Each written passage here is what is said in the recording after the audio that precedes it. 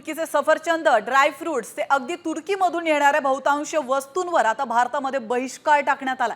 मात्र पुण्यातील बहुचर्चित भूमिगत मेट्रोचं काम टर्किश कंपनी गुलेरमॅक यांच्याकडे आहे आणि 9 जुलै 2019 मध्ये या प्रकल्पाला सुरुवात झाली असून तब्बल 2283 कोटी रुपयांचा हा करार झाला। तर गुलेरमॅक ही तुर्कीमधील आघाडीच्या इंजिनिअरिंग बांधकाम कंपन्यांपैकी एक आहे।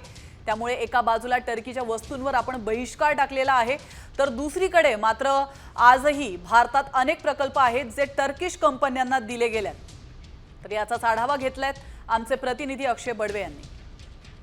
सध्या पुण्यातील सिव्हिल कोर्ट या स्टेशनच्या जवळ परिसरात आहे आणि हा सिव्हिल कोर्ट जे मेट्रो स्टेशन आहे ते देखील भूमिगत आहे।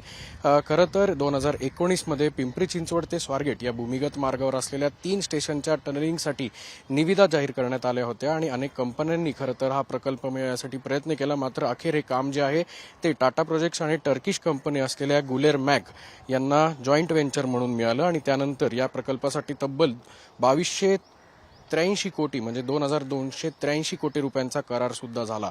5 स्थानकांच्या टनेलिंगसाठी हे काम जे आहे ते 2019 मध्ये याच टर्किश कंपनीला देण्यात आलं होतं आणि जेणेकरून आता हा प्रोजेक्ट जो आहे तो खरं तर संपलेला आहे। एका बाजूला टर्कीच्या अनेक गोष्टींवर भारताकडून बहिष्कार टाकण्यात आलेला असताना यापुढे आणखी कुठले कठोर पावलं सरकार घेतं हे पाहणं महत्त्वाचं असेल। कॅमेरामन सुमित भोसलेसह अक्षय बडवे, साम टीव्ही न्यूज, पुणे।